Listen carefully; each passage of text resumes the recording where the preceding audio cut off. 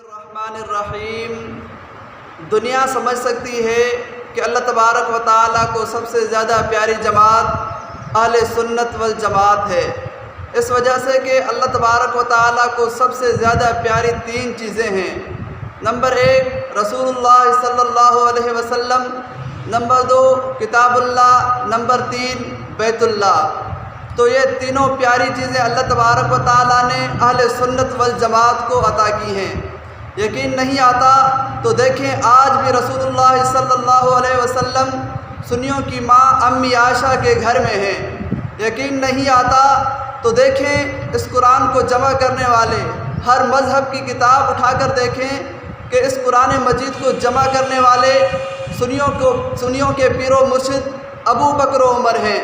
یقین نہیں آتا تو دیکھیں بیت اللہ آج بھی سنیوں کے ہاتھ میں ہے۔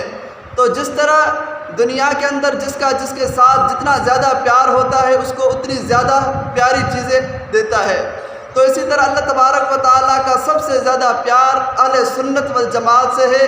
تو اللہ تبارک و تعالیٰ نے سب سے زیادہ پیاری چیزیں عطا کی ہیں تو اہل سنت والجماعت کو۔